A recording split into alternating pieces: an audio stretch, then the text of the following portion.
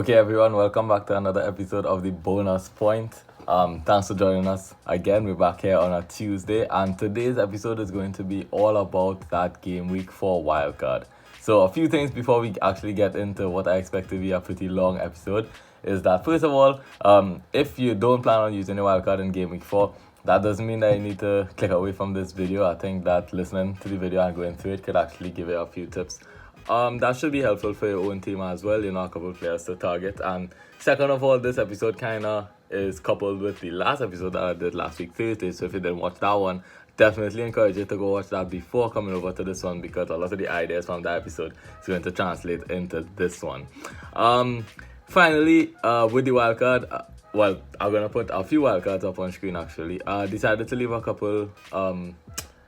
leave some money in the bank just because my budget might be different to a few other people's. So maybe yours is less than mine, maybe it's a little bit more. So I just left some money in the bank for flexibility terms.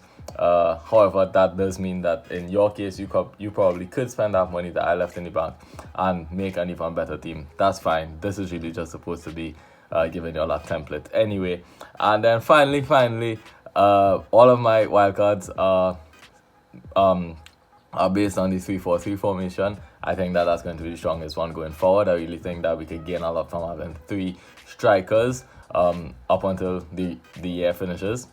So yeah, I decided to go for the 3-4-3 formation with all of the wildcards that I'm going to show. And then last but not least, I'm actually filming this video in the morning, so I have some coffee next to me. I'm going to be sipping it throughout the video. I hope that don't annoy y'all. I'm just trying to finish it before it gets kind of cold, alright? So yeah, let's get into it. On screen now, you should be seeing wildcard number 1, and this one was based off of the inclusion of Romelu Lukaku. Okay, so it goes without saying that these wildcards are going to be based off of 3 major players that I think people are trying to fit into their team, okay, which is Lukaku, Ronaldo, and Salah. I decided to keep Salah as a constant, basically because he is, in my opinion, the most consistent FPL player that I've probably ever seen. And you basically pay for consistency in this game. Salah is very consistent, and that's why I want to leave him in my team for now. So Salah is someone that won't be changing throughout these wildcards, but I will be changing some other players. So let's start going through this team. First of all, the goalkeepers is pretty standard. I have Sanchez and Foster. I have Sanchez because when you look at the games, over the next 15 weeks or so, I think Sanchez should be coming out on top in terms of all those other cheap goalkeepers. Someone that I can maybe consider is Raya. I like Raya, but I went with Sanchez instead because he looks a little bit better. And then into the defense now, Luke Shaw. I think Luke Shaw is going to benefit so much from having Ronaldo in the team now. So I think Luke Shaw is just someone that we have to hold on to. And you'll see as the other wildcards come up that I have Luke Shaw in all of the wildcards. And then Marcel. Wolves fixtures are really starting to take a turn for the better right now. So Marcel, a cheap option into that Wolves defense. And I really liked how they have been defending. I know that they didn't keep a clean sheet yet, but they really limited teams to chances created against them. I think teams actually got a little bit lucky when it came to playing against Wolves and scoring these goals. So Marcel, I think, is a good option to get into that Wolves defense. Then we have Aspi. Yeah, you might be wondering, why do I have Aspi? I might be the only person out there that's saying go ahead and get Aspi. It's for a few reasons. First of all, Reece James is on a red card right now, so I couldn't get him. He was my first choice. Aspi is about as nailed as it gets in that Chelsea defense. He usually starts like all of the games. If you want, you could go for either Christensen or Rudiger to get a cheaper player, but you never really know, especially with the Champions League coming in, which one of them is going to rotate and when. So I went for Aspi just for that security, and I have no problem downgrading him to Reece James when the time comes. Livramento, I mean, he is just some bench fodder, to be honest. I like him because he's very cheap and he has been playing and he's been looking pretty well as well. So that's good, but he's really just going to be on the bench. And then Luke Ayling has a tough game against Liverpool in game week 4, but then after that the fixtures get really nice for Leeds. So I think he'll be a good one to rotate in for Marcel or even Aspi sometimes. Moving into the midfield now, I already spoke about Salah, so I'm not going to touch on that anymore.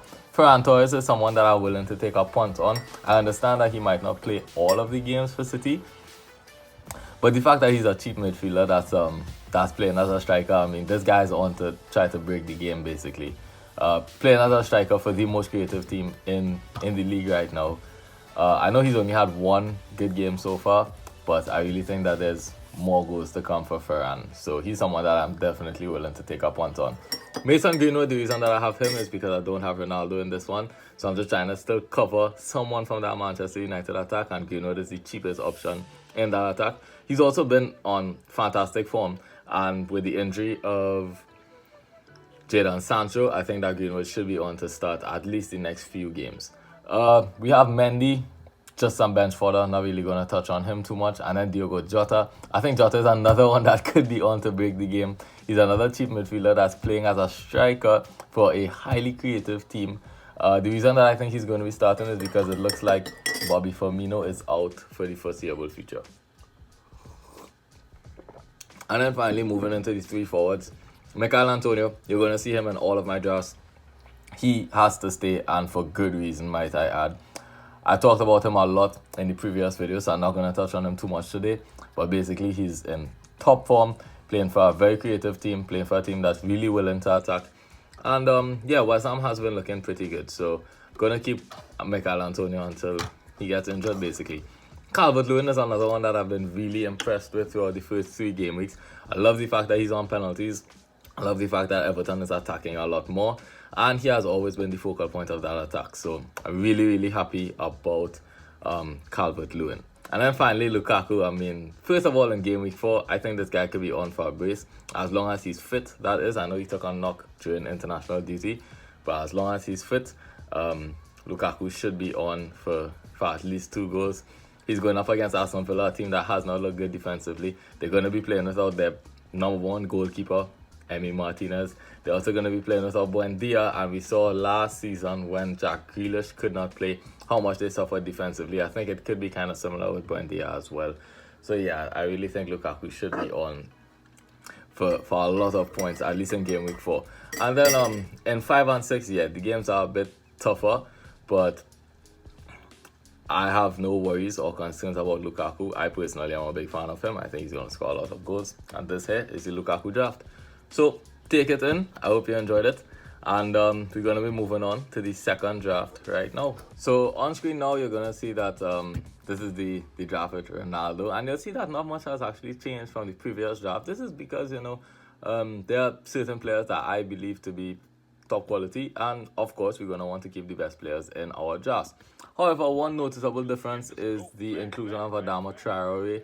The reason that I had to bring him in is just to save some money. You know, having Ronaldo in the team is more expensive than having Lukaku, so I had to save money somewhere. I put Adama in because both are having some good games right now, and Adama been getting their best chances. So I know this guy can't finish. I personally don't think that he's a good finisher, but hopefully at some point the stats kind of even out and he manages to score some goals. I also included Rafinha in this draft. I know that he plays against Liverpool in game week 4, but after that, Leeds games get like brilliant basically. So I think Rafinha is going to be a good one to have. Same goes for Luke Ayling. Spoke about him before. Marcel and Livramento in the defense. No need to touch on them. Luke Shaw as well. But I'm going to talk about Trent. I decided to put Trent into this draft. I'm a huge fan of Trent. I think this is another one where you're simply paying for consistency. Aside from what he has done in the previous seasons, I think he's been looking really, really good in this season so far, you know. So really happy to have Trent in there. And yeah, I hope that I don't really need to convince you all too much. I think Trent has been back to his best, and we all know what he can do on his day. Still have Diogo Jota in there, Mo Salah, no need to talk about him, Mendy as well. And then the front 3 remains the same except for the inclusion of Ronaldo. Now, what do I think about Ronaldo? I personally think that over the next 3 game weeks, he should be on to score more goals than Lukaku. It's also the fact that, you know, he's back at his old club. The debut is at home. It's against a very weak Newcastle defense. I think he should be on for a lot of goals, not only in that game, but over the next 3 games. My personal suggestion would be to go ahead and go in with Cristiano Ronaldo over the next 3 games, where I expect him to outscore Lukaku. And then it's an easy downgrade to Lukaku when Lukaku's games get really easy from game week 7 onward. Similarly, from game week 8, Ronaldo's games get very difficult. So it's actually a good transfer to make. And I personally recommend going in with Ronaldo and then switch into Lukaku later on. And that actually wraps up that wild card. And now we're going to move on to the last one, which is basically about as expensive as it gets. The three main big hitters all in one wild card. We have Salah, Lukaku, and Ronaldo all together. So let's just jump straight into it. Looking at the defense, okay, Luke Shaw, not going to talk about that guy again. But I had to downgrade Trent to Matip, is simply just to save some money. But the thing is, I actually like how Matip has been looking. And we know from the past that he's pretty good at scoring goals as well. Personally, I think that he's a better goal scorer than even Virgil van Dijk.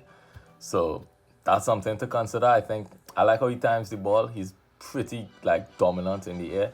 And he just manages to win headers and score goals. So I quite like that. He does have some fitness concerns, so I would understand if they don't want to go for Matip. And some other options could be, maybe Reguilon or even Christensen. But my choice was Matip simply because of, the upside. Amati and Livramento, no need to talk about them because I mentioned them in the past already. And same thing goes for Luke Ayling. Difficult fixture in game week 4, but it gets pretty easy afterwards. Salah, mainstay in the team, he has to stay. I'm not going to talk too much about him, but I want to mention Demarai Gray. You see that there's no Calvert-Lewin in this draft. That's different to the two previous ones where I had Calvert-Lewin. I brought Gray in, one, because he's very cheap, and two, because it's somewhat of a way to cover that attack. Now, I didn't really want to say that, but I guess I kind of have to, because I don't really believe in covering the attack. I think that you kind of go for the best player in that attack, and that's how it is. But I think Gray is a very electric player, and I'm happy that he's playing in a team that's willing to attack. And that's basically why I included him. So it's a bit of the price, and it's a bit of the potential that he brings to the table. Adama Traore spoke about him already, and then Diogo Jota, a guy that should be on to break the game right now, at least for the near future while Firmino is out. But now the thing is that when we come into these three strikers, I don't really need to talk about them individually anymore because I've basically said all that I have to say.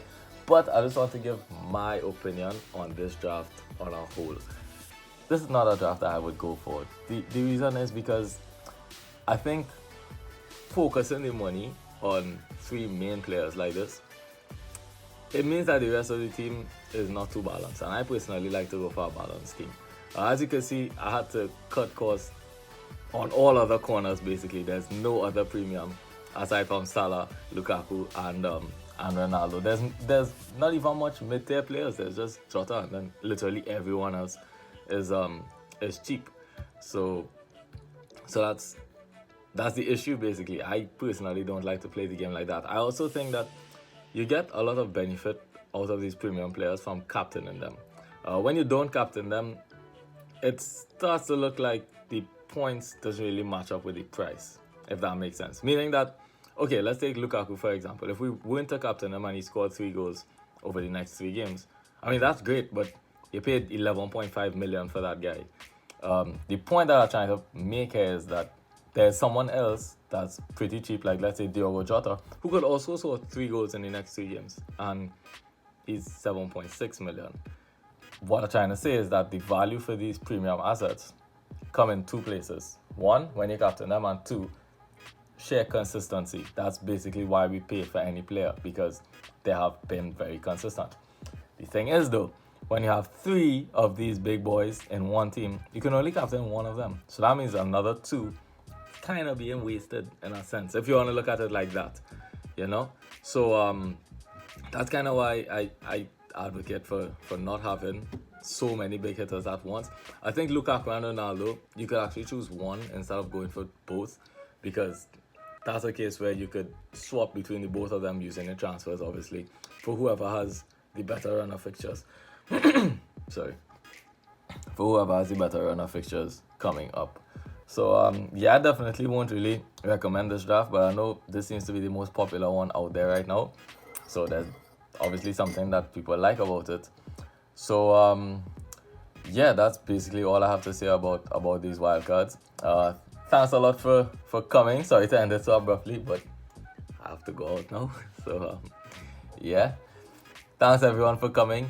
We're going to be back on Thursday again with another episode, kind of to just wrap things up over the international break and take you all into the weekend. Okay, so for the last time, thanks for coming. Please like, share, and subscribe, and I'll see you all again on Thursday.